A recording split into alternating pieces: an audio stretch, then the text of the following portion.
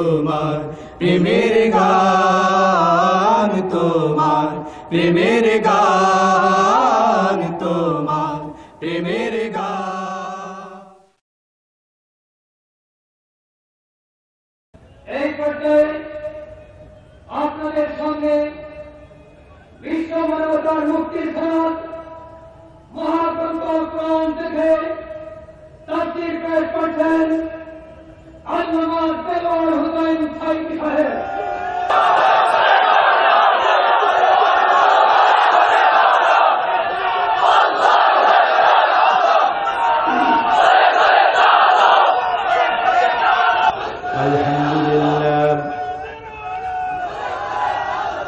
الحمد لله نحمده ونستعينه ونستغفره ونعوذ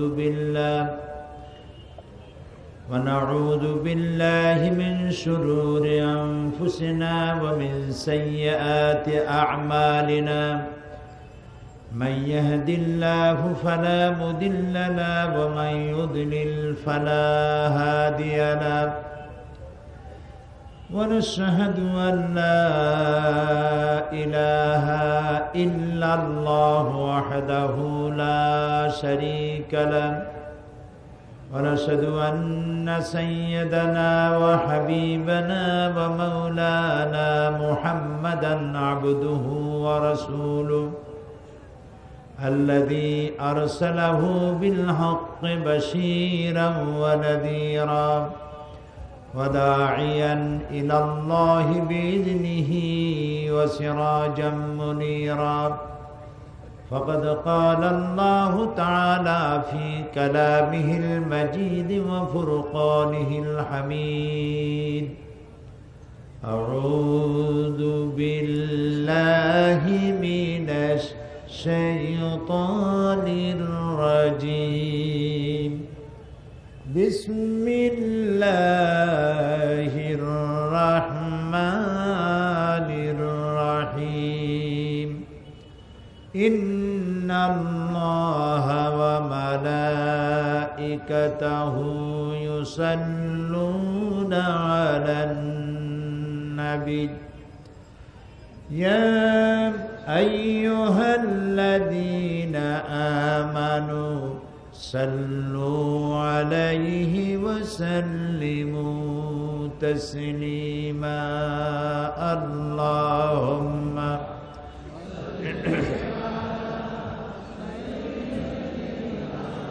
مولانا محمد وعلى آل سيدنا مولانا محمد اللهم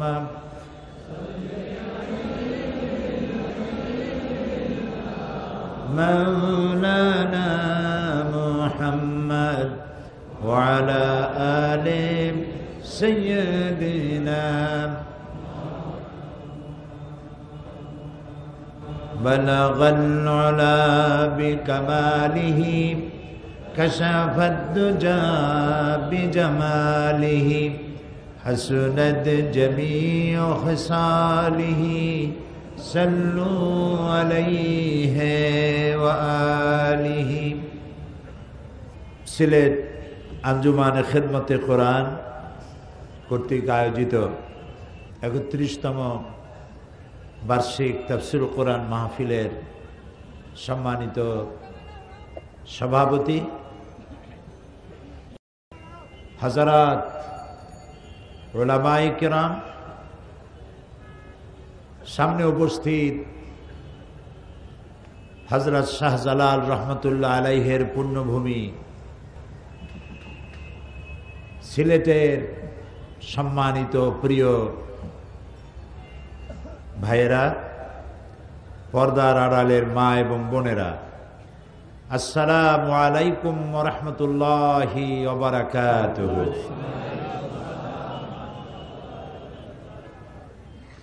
আমরা মহান আল্লাহ তাবারক ওয়া তাআলার দরবারে শুকরগুজার হচ্ছি, যিনি প্রায় 3 বছরের কাছাকাছি হলো এই ময়দানে দীর্ঘদিন পরে কোরআনের আওয়াজ আবার চালু করে দিলেন।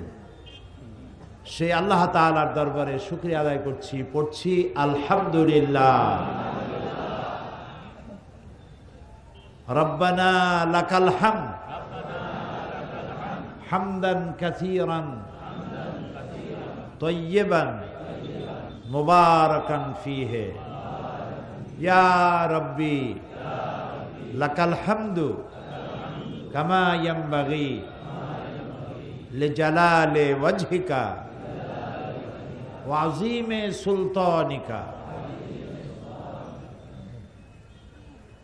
সেজদা অবনত চিত্তে শুকরিয়া আদায় করি বিশাল আকাশের মালিক, বিস্তীর্ণ এই জমিনের মালিক, কুল কায়নাতের মালিক আল্লাহ সুবহানাহু ওয়া তাআলা, যিনি 2টি বছর ধরে কোরআনের বিশাল বিশাল তাফসীরুল কোরআন মাহফিল যারা বন্ধ করে রেখেছিল, তাদের চক্রান্ত এবং ষড়যন্ত্র থেকে আল্লাহ তাআলা কোরআনের তাফসীরের বদ্ধ দরজা সিলেটের ময়দান থেকে আল্লাহ তাআলা খুলে দিলেন। আজ সে আল্লাহর দরবারে সেজদা অবনত চিত্তে শুকর আদায় করছি, পড়ছি আলহামদুলিল্লাহ।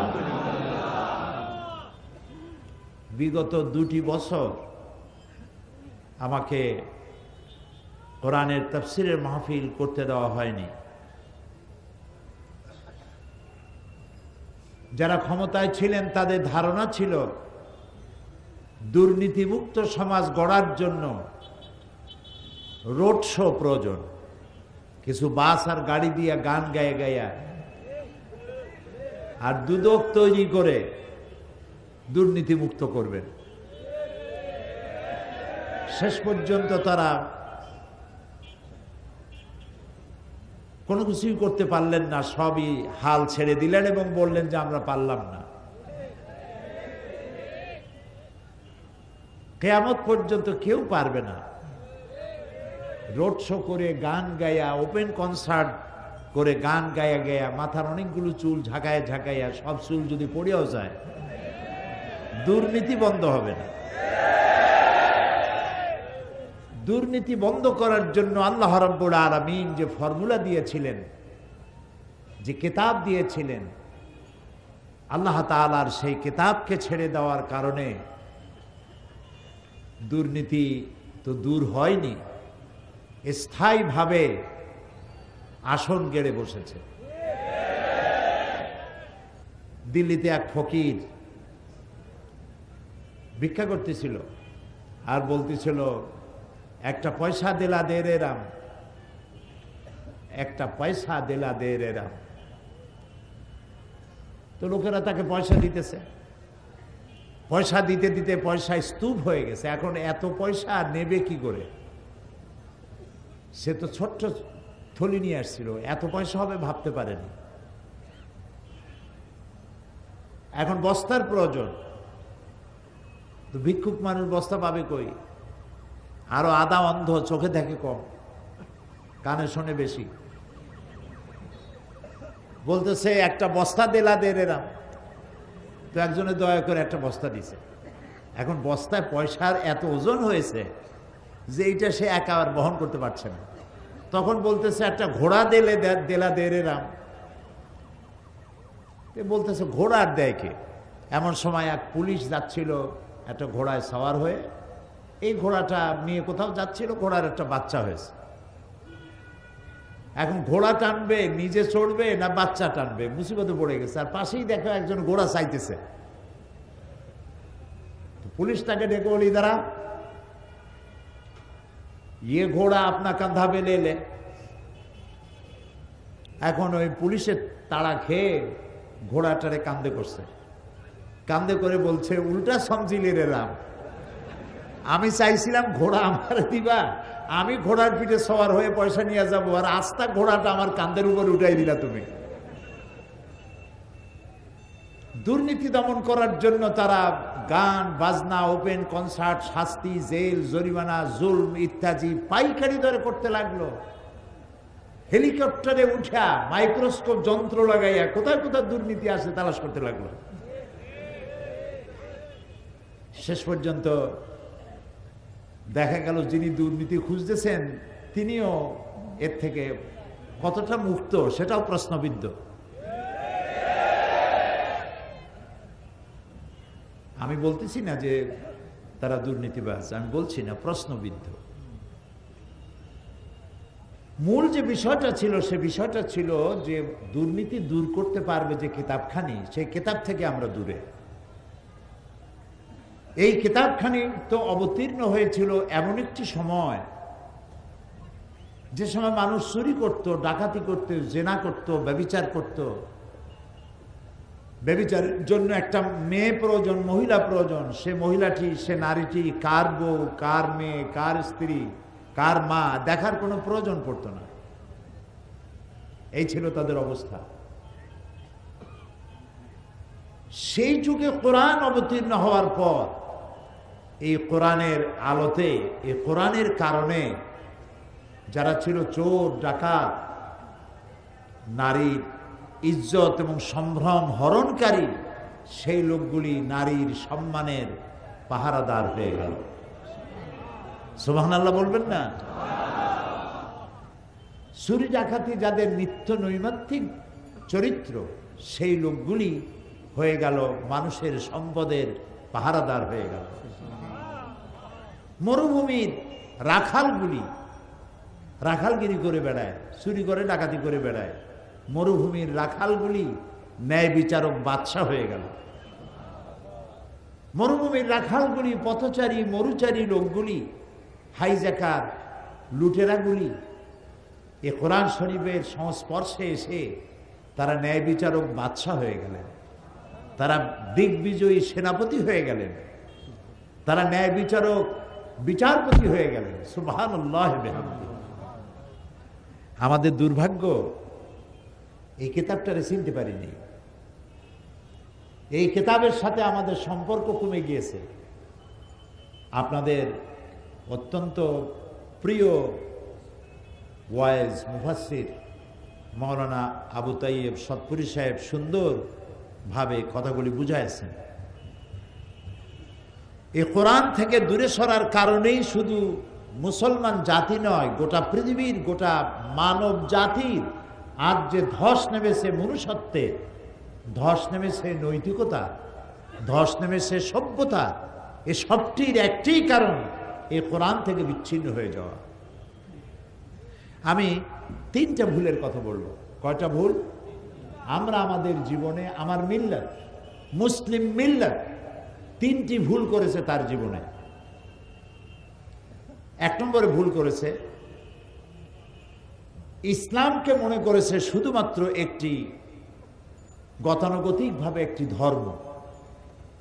দুই নম্বরে ভুল করেছে, কোরআনকে মনে করেছে গতানুগতিকভাবে একটি ধর্মগ্রন্থ। তিন নম্বরে মুহাম্মদ রাসূলুল্লাহ, সবাই বলেন সাল্লাল্লাহু আলাইহি ওয়াসাল্লাম, তাকে মনে করা হয়েছে একজন ধর্মীয় নেতা। এই তিনটি জায়গায় আমরা ভুল করেছি। তিনটি জায়গায় আমরা ভুল করেছি। আমাদের মনে রাখতে হবে যে ইসলাম এটি শুধুমাত্র ধর্ম নয়, একটি পূর্ণাঙ্গ জীবন ব্যবস্থার নাম হলো ইসলাম। হিন্দু ধর্ম, খ্রিস্টান ধর্ম, বৌদ্ধ ধর্ম, এই ধর্মগুলি যেমন ধর্ম, ইসলাম ওই রকম কোন একটি ধর্মের নাম নয়। আপনি যদি কোরআন শরীফ তালাশ করেন, কোরআনের কোন শব্দের অর্থ ধর্ম? ইসলামকে আল্লাহ তাআলা ব্যবহার করেছেন দ্বীন শব্দ দিয়ে। কি বলেছেন বলুন তো? দ্বীন। এবং আদ-দ্বীন বলেছেন, মানে একমাত্র জীবন ব্যবস্থা। এটার নাম কি? সবাই বলেন ইসলাম। নাম কি? ইসলাম। তো যেটা পূর্ণাঙ্গ জীবন ব্যবস্থা সেটাকে আমরা ইসলাম মনে করেছি। আমি যদি প্রশ্ন করি হিন্দু ধর্ম কারে বলে, আপনি বলবেন 12 মাসে 13 পূজা জারি করে, 33 কোটি দেবতাকে যারা দেবতা হিসেবে মানে, গাছ পূজা করে, সূর্য পূজা করে, সাপ পূজা করে, এটা হিন্দু ধর্ম। খ্রিস্টান ধর্ম কোনটা? ক্রস ঝুলায়, ঈসা আলাইহিস সালামকে জেসাস খ্রাইস্ট বলে এবং তাকে সন অফ গড বলে। রবিবার দিন গির্জায় যায়, এটা খ্রিস্টান ধর্ম।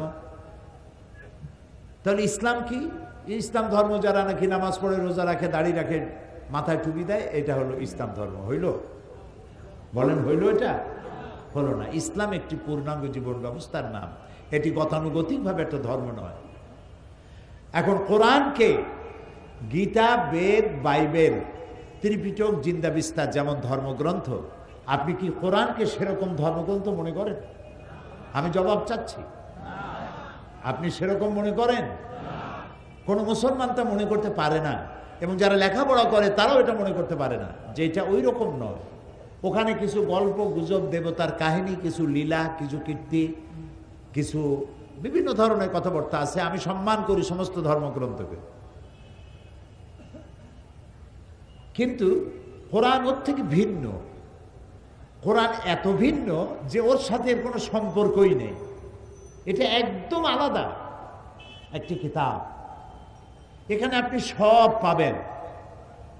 আপনি প্রশ্ন করুন, মানুষের জীবনের জন্য প্রয়োজন এমন একটা প্রশ্ন করুন যেটা কোরআন শরীফে জবাব নেই।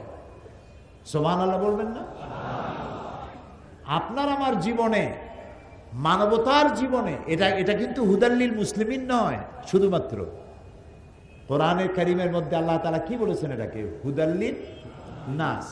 আন্নাস, আন্নাস, নাসের আগে যে আলিফ লাম লাগানো হয়েছে, আলিফ লাম ইস্তিগরাকি, এর অর্থ হচ্ছে কোরআন যেদিন নাজিল হয়েছে সেদিন থেকে নিয়ে কিয়ামত পর্যন্ত যত মানুষ আসবে, দল, মত, বর্ণ, জাতি নির্বিশেষে গোটা মানব গোষ্ঠীর জন্য সর্বশেষ হেদায়েতের কিতাব কোরআন। এটা শুধু আমার জন্য আর আপনার জন্য। আমি দাবি করতেই পারবো না যে কোরআন শুধু মুসলমানদের।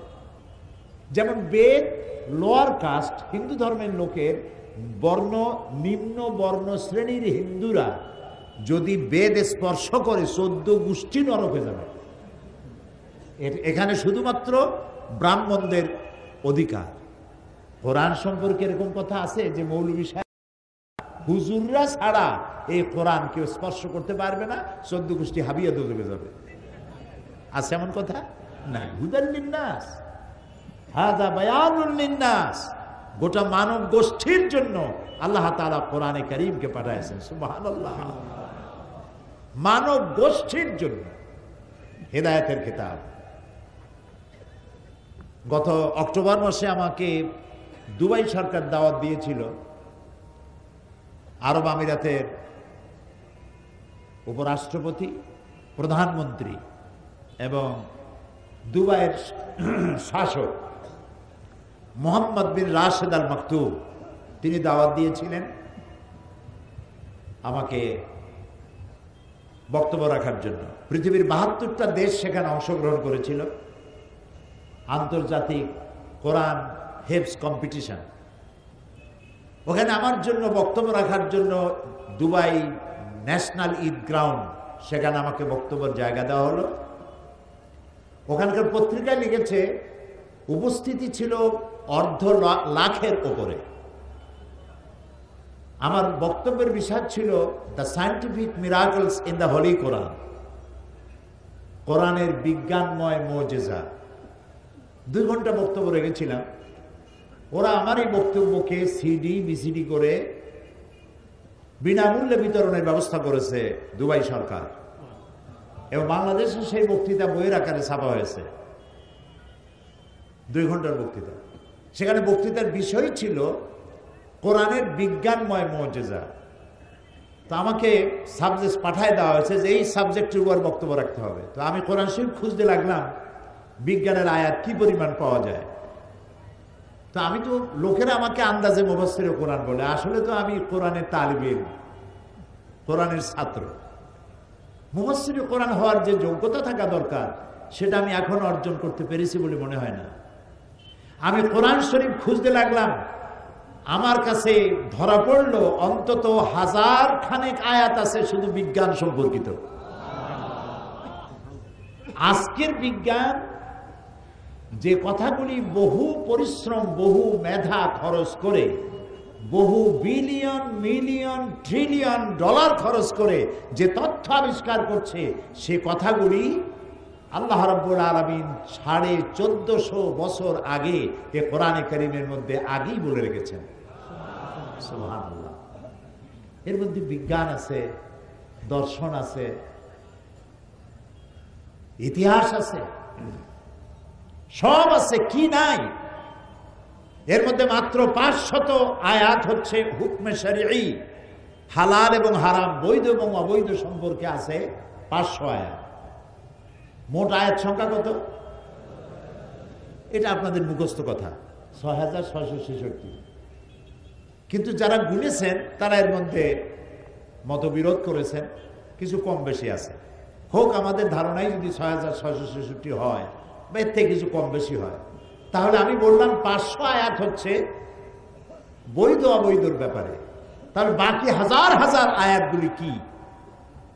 বাকি আয়াতগুলি হচ্ছে ইতিহাস, বিজ্ঞান, পারিবারিক নীতি, রাষ্ট্রীয় নীতি, যুদ্ধনীতি, সন্ধিনীতি, চুক্তিনীতি, সব সমস্যার সমাধান। কাকে আগে বসাবেন, কাকে পিছে বসাবেন, কাকে কোথায় জায়গা দেবেন, তাও কোরআন শরীফে বলা হয়েছে। কি নাই, কাকে কি সম্মান দিবেন, পারিবারিক ভাবে কাকে কি সম্মান দিবেন, কাকে কতটা ভালোবাসবেন, মরে গেলে পরে জমিন কারে কতটুকুন দিবেন, আছে না সব কোরআনে? বলেন আছে না? সব সব এর মধ্যে আছে। সেই কোরআন থেকে আমরা পিছলে গেছি, দূরে গেছি। আমি ভূমিকা দিচ্ছি, তাফসিরে যাচ্ছি একটু পরে, অসুবিধা হচ্ছে না তো? জানতে হবে, বুঝতে হবে। আমাদেরকে বলা হয়েছে, বোঝানো হয়েছে কোরআন এইটা আমরা বুঝবো না, এটা খুব কঠিন, এইটা আলেমুল আমাদের কাজ। খামোখা গুনাহ বাড়ায় লাভ কি? এমনি কত গুনাহ, আরো কোরআন শরীফ পড়ি, আরো গুনাহ বাঁধাবো। তার থেকে রোজার মাস আসুক, হে কোরআন খতম করো। আরে কিভাবে খতম করে? জ্বলে আর পড়ে, গল্প করে রোজার পরে। আমার পুত্রবধূ 7 খতম, আমার মেয়ে 9 খতম, আমার স্ত্রী 13 খতম, আর আমি না পড়িয়া এমনি এমনি খতম। আচ্ছা আপনি বলেন, কোরআন শরীফ খতম করার জন্য নাজিল হয়েছে? কোথায় আছে যে কোরআন শরীফ খতম করলে আপনি সব, আপনার সব থেকে বড় সব হচ্ছে কোরআন খতম করা? হ্যাঁ, কোরআন পড়লে তো সব হবেই, নিঃসন্দেহে হবে, কিন্তু সব হবে কখন? যখন আপনি পড়বেন, বুঝবেন আর আমল করবেন, তখন না আপনি সবটা পাবেন। এসব কথা বুঝতে কি কষ্ট হয়? সুবহানাল্লাহ বলি। এখন কোরআন আমরা বুঝি না। আল্লাহ তাআলা বলছেন, আফালা ইয়াতাদাব্বারুনাল কুরআনা আম আলা কুলুবিন আকফালুহা। তোমরা কোরআন, আরে ভাই এদেরকে তাড়া দেন কেন? এরা তো অনেক ভালো কাজ করে। জি, এরা দারুণ ভালো কাজ করে। এরা তিলে তাল বানাইতে পারে, তালকে অদৃশ্য করে দিতে পারে। যারা সাংবাদিকতা করেন ওনারা, আপনার এই খবরটাকে সিলেটের মধ্যে রাখবেন না, এই খবরটাকে সারা বাংলাদেশ জানতে পারবে। আলহামদুলিল্লাহ বলুন। তাদের জন্য দোয়া করা দরকার, যেন আল্লাহ তাআলা কোরআনের পক্ষে, ইসলামের পক্ষে, জাতিসত্তার পক্ষে তাদের কাজ করার তৌফিক দান করেন। আমরা বলি আমিন। এটা একটা বিরাট পেশা, মহান পেশা।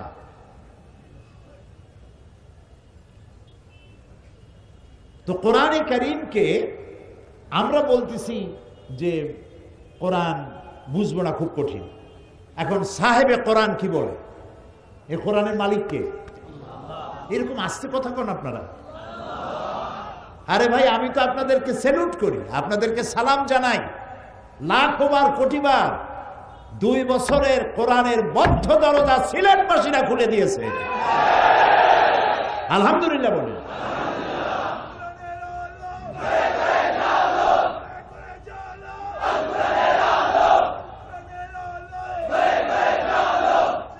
অন্ধকার দূরীভূত হবে কোরআনের আলোতেই ইনশাআল্লাহ। অমাবস্যা সারা পক্ষকাল থাকে না, এরপর পূর্ণিমার ঝলমলে আলো, সূর্যের আলো দিয়ে আলো বিকিরণ করে গোটা পৃথিবীকে আলোয় আলোয় উদ্ভাসিত করে দেয়। হযরত আলী রাদিয়াল্লাহু তাআলা আনহু কাররামাল্লাহু ওয়াজহাহু কি সুন্দর কথা বলেছেন। হযরত আলী বলেছেন, বিপদ যত বড় হোক, যত কঠিন হোক, তা কখনো চিরস্থায়ী হয় না। ভয় পাওয়ার কোনো কারণ নেই। তা আমরা মালিককে জিজ্ঞেস করি, কিসের মালিক? কোরআনের মালিক। কথা যেন মনে থাকে। আর আমি জানি সিলেটের লোকদের মেমোরি ভালো। কাকে জিজ্ঞেস করব? চলুন কোরআনের মালিককে জিজ্ঞেস করি। তিনি আবার এমন মালিক, তার গোলামেরা জিজ্ঞেস করতে পারে, এটা তিনি জানেন। সেই জন্য সোয়ালে মুকাদ্দারের জবাব প্রশ্ন করার আগেই তিনি জবাব দিয়ে রেখেছেন। সূরা কামার 4 বার একটা কথা বলেছেন আল্লাহ রাব্বুল আলামিন। সূরা কামারে একই কথা 4 বার, একটি প্রশ্নের জবাব তিনি প্রশ্ন করার আগেই দিয়ে দিয়েছেন। ওয়ালাকাদ ইয়াসসারনাল কুরআনা লিযিকর ফাহাল মিন মুদ্দাকির। ওয়ালাকাদ ইয়াসসারনাল কুরআনা লিযিকর। আমি ওয়ালাকাদ, আমি অবশ্যই, নিশ্চয়ই কোরআনকে মানুষের কাছে বোঝার জন্য সহজ করে দিয়েছি। ফাহাল মিন মুদ্দাকির, আছে কি কেউ এর থেকে উপদেশ গ্রহণ করা? আল্লাহ বলেন সহজ করেছি, আর আমি যদি বলি কোরআন বোঝা কঠিন, তাহলে আমার ঈমান থাকবে? নাউযুবিল্লাহি মিন যালিক। আরে আল্লাহ কয় সহজ, আমি বানাইছি কঠিন। আমাকে বলা হয়েছে কোরআন পড়ো, ইকরা বিসমি রাব্বিকাল্লাযী খালাক। আমার উপরে প্রথম অর্ডার, আমার নবীর উপরে প্রথম অর্ডার, পড়ো। আমি জিজ্ঞেস করতে চাই সিলেটের সুশিক্ষিত অধিবাসীদেরকে, বলুন তো পৃথিবীর কোন ধর্মগ্রন্থে আছে পড়ো এই কথা দিয়ে শুরু হয়েছে? আছে কোন ধর্মগ্রন্থ? কোরআন। আল্লাহ বলছেন পড়ো পড়ো পড়ো, রিড এন্ড রিড। যত পড়বে ততই তোমার জ্ঞান বাড়বে। তোমার রবের নামে পড়ো। তা আল্লাহ বলছেন এটা পড়ো, আর আমি পড়তেছি না। আমি পড়তেছি কি, এটা বোঝা খুব কঠিন, এর থেকে হাদিস সহজ। আসুন আমরা হাদিস পড়ি। এখন আবার বুখারী শরীফ খতম সিলসিলা চালু হয়েছে। কোরআন শরীফের তাফসিরের বাড়ির কাছেও নাই, বুখারী শরীফ খতম করতেছি। আপনারা মাদ্রাসাগুলি তালাশ করে দেখেন, তাফসিরের ক্লাসে ছাত্র কম, হাদিসের ক্লাসে ছাত্র বেশি। শাইখুল হাদিস তো পাওয়া যায়, কিন্তু শাইখুল তাফসির পাওয়া যায় না, যথেষ্ট অভাব। শাইখুল হাদিস বললে মানুষ কি করবে দিশা করতে পারে না সম্মানের ঠেলায়, কিন্তু শাইখুল তাফসির খুঁজেও পাওয়া যায় না, আর পাইলে পরেও ওই মর্যাদা হয় না যা শাইখুল হাদিসের হয়। এটা তো ঠিক যে হাদিস হচ্ছে কোরআনের ব্যাখ্যা। হযরত আব্দুল্লাহ ইবনে মাসউদ রাদিয়াল্লাহু তাআলা আনহু বলেছেন, আমরা যখন কোনো হাদিস উল্লেখ করি তখন বুঝতেই হবে আমি কোরআনের ব্যাখ্যা করতেছি। সুবহানাল্লাহ বলেন। হাদিস হচ্ছে কোরআনের, বলেন না কেন?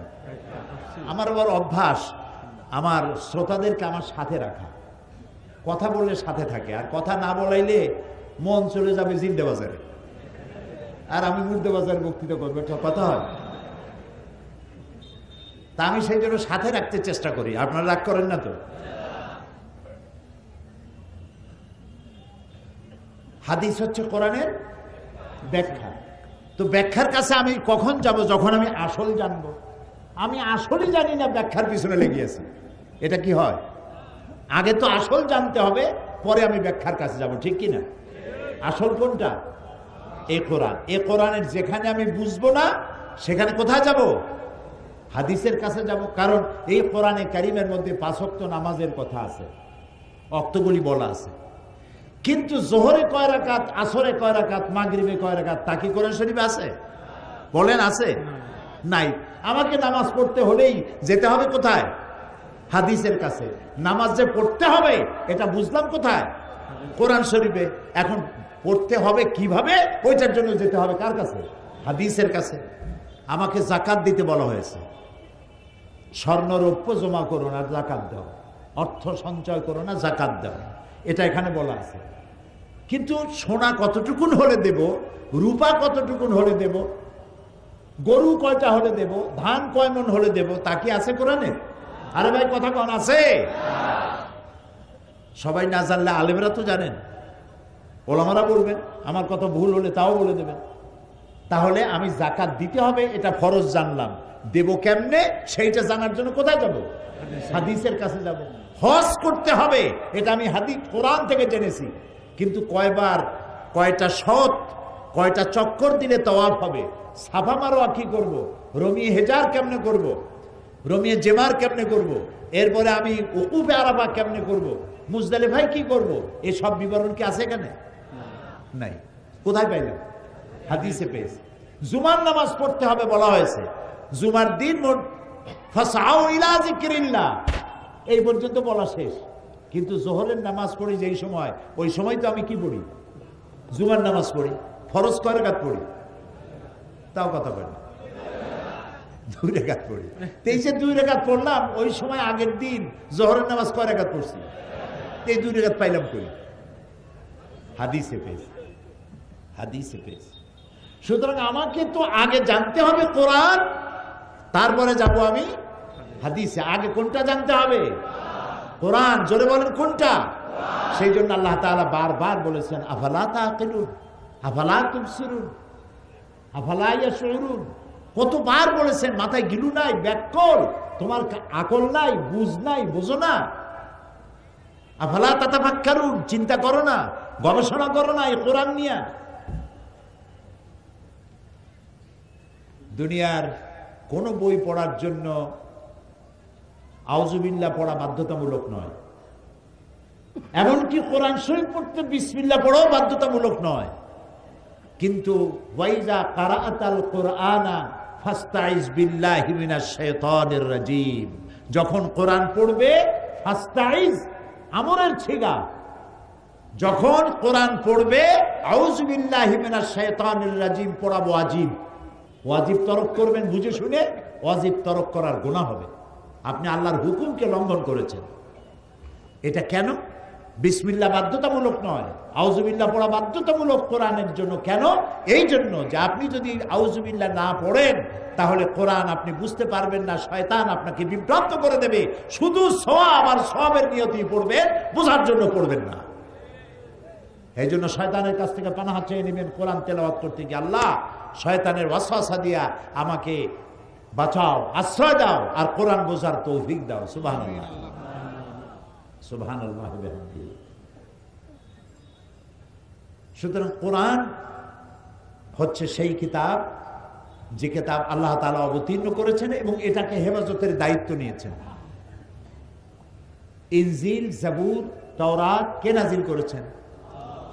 আল্লাহ সুবহানাহু। আর এটা আল্লাহ তাআলা। ইনজিলে, তাওরাতে, জাবুরে কোথাও নাই যে আমি এটাকে হেফাজত করব। কিন্তু কোরআন শরীফ সম্পর্কে আল্লাহ তাআলা কি বলেছেন? ইন্না নাহনু নাযালনা যিকরা ওয়া ইন্না লাহু লাহাফিজুন। কোরআন নাযিল করেছি আমি আল্লাহ, আর এর সংরক্ষণের সবটুকু দায়িত্ব আমি আল্লাহ গ্রহণ করেছি। এটা আমি নাযিল করেছি এবং এটাকে হেফাজত আমি করব। পৃথিবীর কোন মানুষের ক্ষমতা নাই। মানুষের তো কত কিছু চ্যালেঞ্জ করে, আল্লাহরও চ্যালেঞ্জ করছে। আল্লাহ নাই বলছে না, দেয়ার ইজ নো গড, বলে নাই? যারা বলছে তারা এখন আসল জায়গায় পৌঁছে গেছে। বললাম না তো, আল্লাহকে চ্যালেঞ্জ করেছে, আল্লাহ নাই, নাউজুবিল্লাহ। পরকাল বিশ্বাস করি না, আখিরাত বিশ্বাস করি না, কবর টবর কিছু না, এগুলো বলেছে। কিন্তু কোরআন এইটা সম্পর্কে মুখ খুলতে সাহস পায় নাই। এটা এই কথা এখনো কেউ বলে নাই যেটা মানুষের তৈরি। ওরা যাতে মাতাল হলেও তাহলে ঠিক আছে, কারণ এইটা যদি বলে যেটা মানুষের তৈরি, তো মানুষের তো পাড়ায় ধরবে, বেটা তুই তো মানুষ বানা কোরআন শরীফ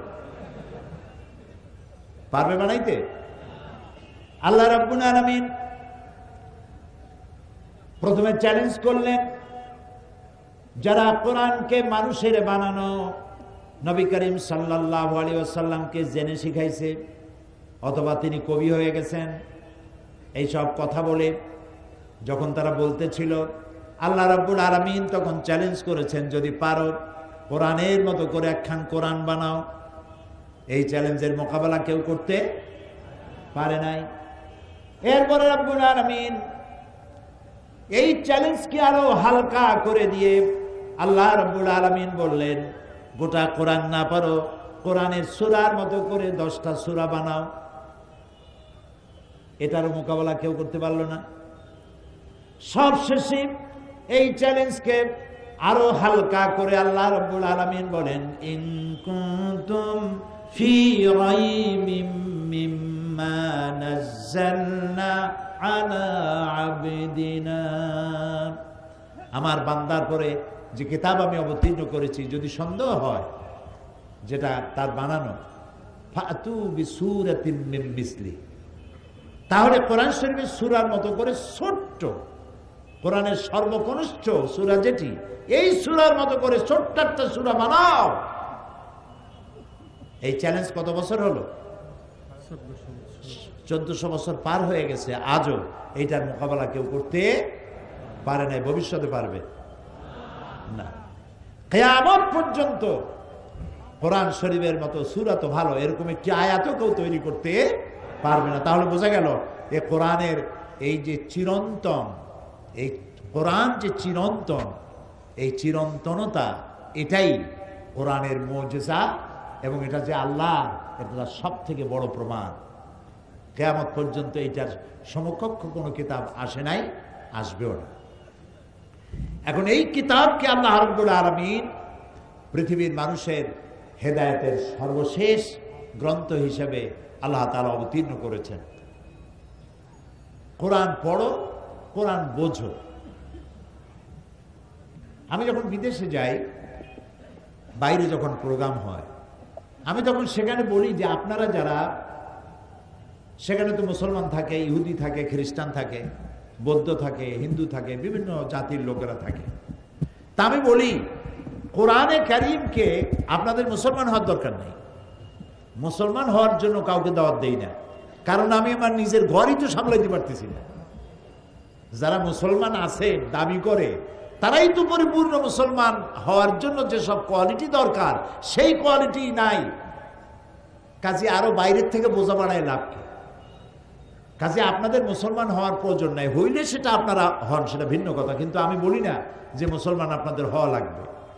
আমি এই কথা বলি, আপনারা যদি মুসলমান নাও হন, শুধু যদি কোরআন শরীফের আইনগুলি মেনে চলেন, তাহলে দুনিয়ায় শান্তির গ্যারান্টি পাবেন। পরকালের গ্যারান্টি আমার কাছে নেই, ওইটা আল্লাহ কি করবেন আমি জানি না। কিন্তু দুনিয়ার শান্তি যে পাবেন, এই গ্যারান্টি দেওয়া যায়, কোনো সন্দেহ নাই, যদি কোরআনের আইন মানেন। মুসলমান হওয়ার প্রয়োজন নাই, শুধু আইন মানেন। তারা প্রমাণ চাইল, 2-1টা প্রমাণ দেন। আমি বললাম 3টা প্রমাণ দেই। তারা শুনতে চাইল, আমি প্রমাণ দিলাম। 1 নম্বর বললাম সুদ। সুদ এটি হচ্ছে মারাত্মক একটি হাতিয়ার, পুঁজিবাদী শোষণের জঘন্যতম হাতিয়ার। এটি হচ্ছে গরিবদের কাছ থেকে নেও আর ধনীদেরকে দাও। এই সুদভিত্তিক অর্থনীতি যেসব দেশে চালু আছে, সমস্ত দেশগুলি গরিবরা শোষিত হয়, চাই সে গরিব মুসলমান হোক, হিন্দু হোক, খ্রিস্টান হোক, বৌদ্ধ হোক। আর আল্লাহ তাআলা এই সুদের ব্যাপারে কি বলেছেন? ওয়া হাল্লাল্লাহুল বায়আ ওয়া হাররামার রিবা। আমি সুদকে করেছি হারাম, আর ব্যবসাকে করেছি হালাল। আর সুদের অপকারিতা বর্ণনা করে আল্লাহ তাআলা বলেছেন, ফাইন লাম তাফআলু ফাযানু বিহারবিন মিনাল্লাহি ওয়া রাসূলিহি। সুদ হচ্ছে এত বড় মারাত্মক অপরাধ, এই অপরাধ থেকে যদি বিরত না থাকো, তাহলে আল্লাহ এবং রাসূলের পক্ষ থেকে তোমাদের বিরুদ্ধে যুদ্ধের ঘোষণা রইল। নাউজুবিল্লাহ বলুন। নবী করিম সাল্লাল্লাহু আলাইহি সাল্লাম বলেছেন, সুদের মধ্যে 70টি গুনাহ। কয়টা গুনাহ? তার ছোট্ট গুনাহ হলো নিজের গর্ভধারিণী মাকে নিকাহ করা। নাউজুবিল্লাহি মিন যালিক। এখন এই জঘন্যতম হাতিয়ার সুদ, যারা এনজিওর কাছ থেকে লেনদেন করেন তারা বোঝেন যে সুদের মজা কি। সুদের সুদ তস্যচুদ সুদ, চক্রবৃদ্ধি আকারে সুদ দিতে দিতে আসল টাকা সুদ সহ বহুবার ফেরত দেওয়ার পরেও সুদের থেকে মুক্ত মানুষ হতে পারে না, মারাত্মক জঘন্য। আল্লাহ তাআলা এটাকে হারাম করে দিল। এখন যদি রাষ্ট্র আইন করে এই সুদকে বন্ধ করে দিয়ে, যদি সুদভিত্তিক অর্থনীতি বন্ধ হয়ে গিয়ে যদি যাকাত ভিত্তিক অর্থনীতি চালু হয়ে যায়, তাহলে এর দ্বারা উপকৃত হবে কি মুসলমান না হিন্দু, খ্রিস্টান, বৌদ্ধ সবাই হবে? বলেন, বলেন না, জবাব দেন না। সবাই হবে। গেল 1 নম্বর। 2 নম্বরে আল্লাহ তাআলা কোরআন শরীফে বলছেন, ওয়ালা তাকরাবুজ জিনা ইন্নাহু কানা ফাহিশাতান ওয়া সা সাবিলা। জিনা করা তো দূরের কথা, এর নিকটেও যেও না।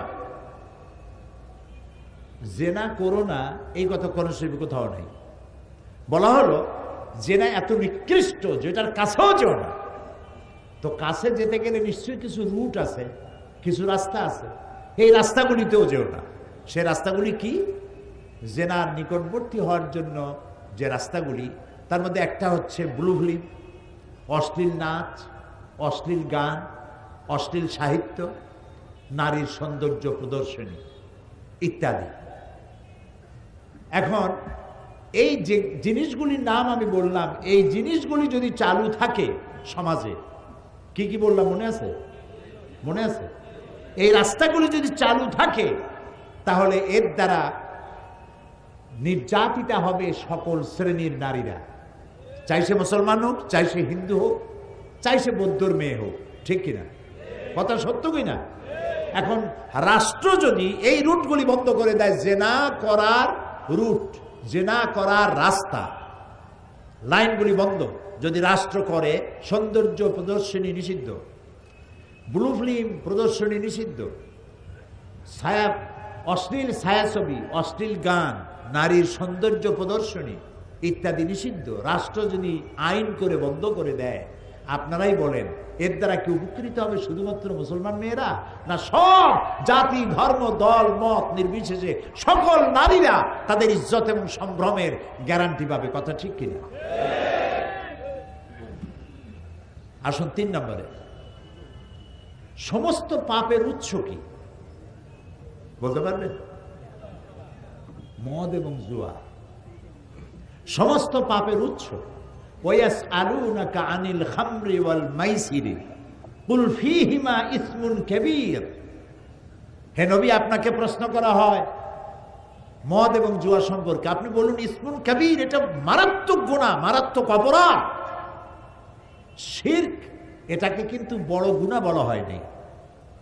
আমি যদি প্রশ্ন করি সব থেকে বড় গুনাহ কি, আপনারা জবাবে বলবেন কি বলেন তো? শিরক। আমি জানি এই জবাবটা আপনারা দিবেন, কিন্তু শিরককে বড় গুনাহ বলা হয় নাই।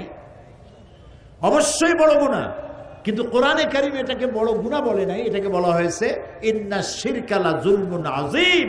এটা বড় জুলম, বড় অত্যাচার। জুলম কারে বলে?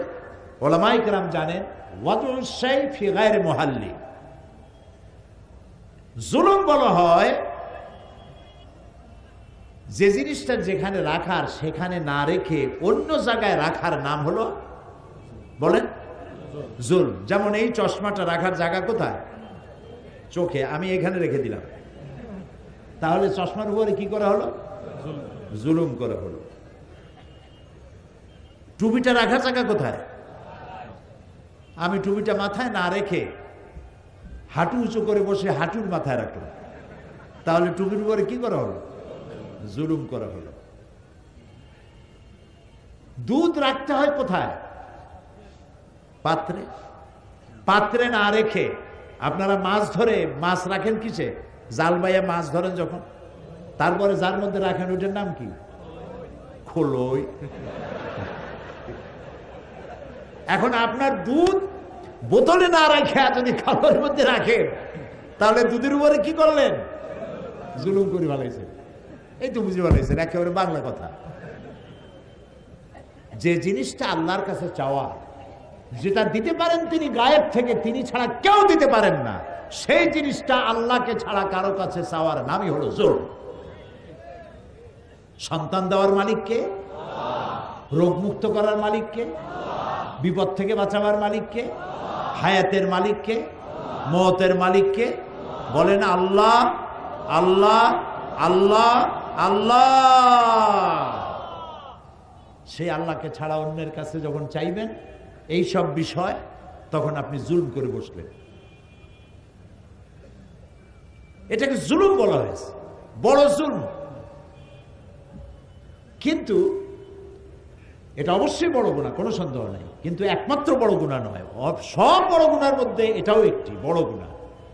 কিন্তু আল্লাহ তাআলা বড় গুনাহ হিসাবে ইসমুন কাবীর বলেছেন মদ আর জুয়াকে। মদ এবং জুয়া এই দুটি জিনিস মানুষকে মাথা খারাপ করে দেয়। আরে ভাই একটু সময় দেন, একটু স্ন্যাপ নিচ্ছে, কি অসুবিধা? একটা মিনিট একটু সহ্য করতে পারেন না? আমাদের ধৈর্য আরো দরকার হবে। জি ভাই, আপনি ভয় পেন না, বসে। মদ আর জুয়া, জুয়ায় অসুবিধা কি? জুয়ায় অসুবিধা হলো এক্ষুনি যদি আপনাকে 1 লক্ষ টাকা কেউ দেয়, ওই টাকাটার কোনো গুরুত্ব হবে আপনার কাছে? বলেন বলেন, গুরুত্ব হবে? এই টাকা দিয়ে আপনি যা মূল্য তাই কিনবেন, যা খুশি তাই করবেন। তো 10 টাকা দিয়ে যদি লেগে যায় 10 লাখ টাকা পেয়ে গেছেন, আপনি তো মানুষের মানুষ মনে করবেন না, আপনি অহংকারী হবেন, ফেরাউন হয়ে যাবেন। যা চান তার চাইতে অনেক বেশি পাইছেন, এত পাও পাইছেন, কোথায় রাখবেন বসার জায়গাও নাই। তখন আপনি ফেরাউন হবেন, নমরুদ হবেন। এই জন্য জুয়া মানুষকে মাতাল করে দেয়, দিক বিদিক শূন্য করে দেয়, কি করবে দিশা করতে হবে, কাণ্ড জ্ঞান বর্জিত করে দেয়। আর এই পয়সাটা যদি 10 লাখ টাকাই হোক, আর 10 টাকাই হোক, আর 100 টাকাই হোক, তা যদি ইনকাম করতে গায়ে মাথার ঘাম পায়ে পড়ে, 10 লাখ টাকার চাইতে 100 টাকার দাম তার কাছে অনেক বেশি। এটা আয় করতে কষ্ট হয়েছে। আর মদ, যারা এগুলি খায়, নানান রকমের কি বলে, কোকেইন, হেরোইন, চর্স, তারপরে বাহাবা ট্যাবলেট নাকি ইয়াবা ট্যাবলেট, তারপরে এই সব জিনিস, তারপরে পানি জাতীয়। ওদের জিজ্ঞেস করছি এগুলো খাও কেন? কই হুজুর বুঝবেন না, খাইলে পরে একটা ভাব সৃষ্টি হয়, একটা রাজা রাজা ভাব। এই যে রাজা রাজা ভাব, এই ভাবটাই তার জ্ঞানটাকে, তার কাণ্ডজ্ঞান, তার কমন সেন্সকে বিলুপ্ত করে দেয়। আর কমন সেন্স যখন বিলুপ্ত হয়, তখন সে মানুষ হত্যা করতে পারে, জেনা করতে পারে, ডাকাতি করতে পারে, বোমা মারতে পারে, সব পারে। আল্লাহ তাআলা বলেছেন কুল ফীহিমা ইসমুন কাবীর, মারাত্মক গুনাহ। এখন মদ আর জুয়া যদি বন্ধ করে দেওয়া হয়, রাষ্ট্র যদি বলে আমার দেশে মদ জুয়া চলবে না, বন্ধ করে দিলাম, এর উৎপাদন, বিপণন এবং সেবন সম্পূর্ণ নিষিদ্ধ, এটা যদি রাষ্ট্র করে দেয়, তাহলে মদ্য আর জুয়ারিদের যন্ত্রণা থেকে শুধু মুসলমানেরাই হেফাজত পাবে নাকি? হিন্দু, খ্রিস্টান, বৌদ্ধ, জাতি, ধর্ম, দল, মত নির্বিশেষে সকলের জন্য কল্যাণ হবে না? আমি সেখানে বললাম এই 3টা উদাহরণ যথেষ্ট, আরো বহুত আছে, দিলাম না। এই 3টা উদাহরণ যথেষ্ট। কোরআন শুধু মুসলমানদের জন্য আসে নাই, আল্লাহর কসম, কোরআন শুধু মুসলমানদের জন্য আসে নাই। এটা মুসলমানদের জন্য হতো যদি আল্লাহ হতেন আলহামদুলিল্লাহ রব্বিল মুসলিমিন। আল্লাহ কি রব্বিল মুসলিমিন শুধু? তাহলে রব্বুল আলামিন কেন পড়ি? তিনি সকলের রব, সকল সৃষ্টি তার, আল্লাহ তাআলা। সেই জন্য তিনি যে আইনের কিতাব তৈরি করেছেন, বই তৈরি করেছেন, এটাকে সার্বজনীন। যারা ইসলামকে, এই যে যারা বলে আমরা একটা অসাম্প্রদায়িক সমাজ গড়তে চাই, রাষ্ট্র গড়তে চাই, এদের মাথার ঘিলু কি পরিমাণ আমি জানি না, কি খাইয়া বলে তাও জানি। আরে ভাই, কোন মুসলমান কেন বলবে আমি অসাম্প্রদায়িক রাষ্ট্র করতে চাই? ইসলাম তো সাম্প্রদায়িক নয়, ইসলাম চির উদার। সুবহানাল্লাহ, ইসলাম চির উদার। নবী করিম সাল্লাল্লাহু আলাইহি বলেন, সাল্লাল্লাহু আলাইহি ওয়াসাল্লাম মক্কা থেকে মদিনায় হিজরত করে সর্বপ্রথম ইহুদিদের সাথে চুক্তি করেছেন, শান্তি চুক্তি। এই উদার, এত বড় উদারতার কে দেখাবে পৃথিবীর মাঝে? কত বড় উদার! কালো মানুষের কোনো দাম নাই। কিরকম দাম নাই? কৃতদাসী, মালিক তাকে গর্ভবতী করেছে অবৈধভাবে, 7-8 মাস গর্ভের বয়স হয়েছে, বন্ধুদের দাওয়াত দিয়েছে, বৈঠকখানায় কৃতদাসীকে উলঙ্গ করেছে সকলের সামনে, এবং আরেকটা কৃতদাসকে দিয়ে তার পেট চিরেছে, পেট চিরে বাচ্চা বের করেছে, বাচ্চাটা ছটফট করে মরছে আর মা ছটফট করে মরছে। এই দৃশ্য দেখে এই বন্য জানোয়ারেরা তারা বন্য হাসিতে, ভূত প্রেতের মতো উৎকট হাসিতে তারা ফেটে পড়ত, আনন্দ করত। কালো মানুষকে তারা মানুষ মনে করত না। 1978 সনে 78 আমি আমেরিকা সফরের সময় ওইখানে পত্রিকায় দেখলাম এক সাদা ট্রাক ড্রাইভার, সে গাড়ি চালাতে গিয়ে একটা কালো মানুষকে রাস্তার সাথে স্যান্ডউইচ করে দিয়েছে, ফিসে দিয়েছে। পুলিশ যখন তাকে জিজ্ঞেস করলো, একটা মানুষকে তুমি এরকম ফিসে দিলে কেন? কয় যে আমি তো মানুষ মনে করিনি, দূরের থেকে একটা টায়ার মনে করেছি।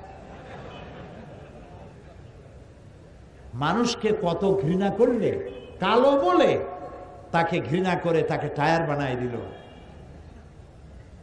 ওরা ওদের রাষ্ট্রীয় ভবনকে হোয়াইট হাউস বানালো যাতে ব্ল্যাক কোনোদিন ঢুকতে না পারে। আল্লাহ তাআলা হোয়াইট হাউসে ব্ল্যাক ঢুকাইই দিলেন। তিলকাল আইয়ামু নুদাবিলুহা বাইনান নাস। ইতিহাসের মহাকালের ঘূর্ণায়মান চক্রের আবর্তনে এটাই হয়, যা আমরা বুঝি না। আল্লাহ অনেক আগে তিনি বুঝে রেখেছেন, তিনি সর্বজ্ঞাত, সবকিছুই তিনি জানেন। সুবহানাল্লাহ। শুধু কালো মানুষ ঢুকায় নাই, কালো প্রেসিডেন্টের কালো বউ কয়দিন পরে কালো বাচ্চাও দেবে সেখানে। হোয়াইট হাউসের সম্মান বেড়ে যাবে।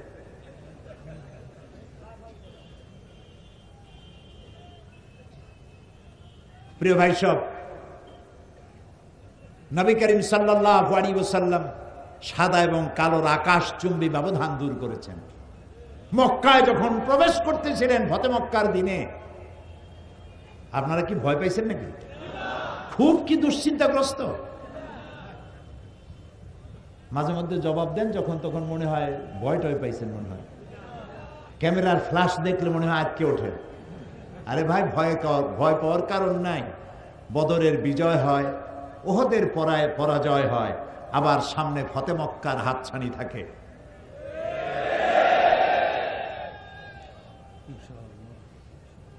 নবী করিম সাল্লাল্লাহু আলাইহি ওয়াসাল্লাম ফতে মক্কার দিনে যে উষ্ট্রের পৃষ্ঠে তিনি বসা ছিলেন, তার পেছনে তার গায়ের সাথে পবিত্র শরীর মোবারকের সাথে মিশে বসা ছিলেন হযরত উসামা রাদিয়াল্লাহু তাআলা আনহু। কৃতদাসের পুত্র, কালো লোকের কালো পুত্র বসা ছিলেন রাসূলের পিঠের কাছে বসা। তাকে নিয়েই আভিজাত্যপূর্ণ কুরাইশ বংশের নেতৃবৃন্দের ভেতর দিয়ে তিনি কাবা শরীফে পৌঁছে গেলেন, এবং তাকেই তিনি সেনাপতি বানালেন যুদ্ধের জন্য। 17 বছর বয়সের উসামা রাদিয়াল্লাহু তাআলা আনহু, তাকে যুদ্ধের সেনাপতি বানালেন। কিন্তু যুদ্ধে রওনা করার আগেই নবী করিম সাল্লাল্লাহু আলাইহি ওয়াসাল্লাম ইন্তেকাল করলেন। হযরত আবু বকর রাদিয়াল্লাহু তাআলা আনহু ক্ষমতায় আসলেন। ক্ষমতায় এসে তিনি বললেন, তিনি সেই কাজ দিয়ে শুরু করলেন যে কাজের সূচনা করেছিলেন নবী করিম সাল্লাল্লাহু আলাইহি ওয়াসাল্লাম পূর্ণতা পাবার আগেই দুনিয়া থেকে বিদায় হলেন সেই যুদ্ধের যাওয়ার জন্য। সেটা দিয়ে তিনি তার খেলাফতের কাজ শুরু করলেন। হযরত উসামা সেনাপতি, ঘোড়ার পৃষ্ঠে আরোহণ করেছেন খলিফার নির্দেশে। এগিয়ে চলছে তার পেছনে সাহাবীরা। কারা সেই সাহাবী? হযরত ওমর, হযরত খালিদ বিন ওয়ালিদ, বড় বড় সাহাবীরা সব পেছনে চলছেন, আর তিনি উটের পিঠের উপরে বসা সেনাপতি, কৃতদাসের পুত্র, কালো উসামা বিন যায়েদ রাদিয়াল্লাহু তাআলা। আর তার পাশে হযরত আবু বকর খলিফাতুল মুসলিমিন, আমিরুল মুমিনিন, পাশে পায়ে হাঁটতেছেন আর বলছেন, উসামা, নবী করিম সাল্লাল্লাহু আলাইহি ওয়াসাল্লাম এই যুদ্ধের সেনাপতি তোমাকে বানাইছেন, এবং লিস্টে যেসব সাহাবী নাম ছিল তাদেরকে আমি তোমার সাথে দিয়ে দিলাম। ওমরেরও নাম ছিল এখানে। আমি নতুন রাষ্ট্রের দায়িত্ব পেয়েছি, ওমরের মতো লোক আমার পাশে থাকা দরকার। তুমি যদি অনুমতি দাও তাহলে ওমরকে আমি আমার কাছে রাখি। চিন্তা করতে পারে মাথায় ঢুকে কথা। হযরত উসামা বিন যায়েদ রাদিয়াল্লাহু তাআলা চোখে পানি ফেললেন, বললেন, আমিরুল মুমিনিন, আমার খুব কষ্ট হচ্ছে, আমি ঘোড়ার পৃষ্ঠে বসা, আমিরুল মুমিনিন পায়ে হাঁটতেছে, আমার কাছে অনুমতি আছে যে পর্যন্ত আমাকে রেখে দিতে পারে। এই হচ্ছে ইসলাম। ইসলাম যা দুনিয়াকে দিয়েছে কেউ দিতে পারে নাই। সুতরাং অসাম্প্রদায়িক রাষ্ট্র চাই, সমাজ ব্যবস্থা চাই, এই কথা ওরাই বলতে পারে যারা কোরআন, হাদিস আর ইসলাম সম্পর্কে 4 পয়সা জ্ঞান নাই।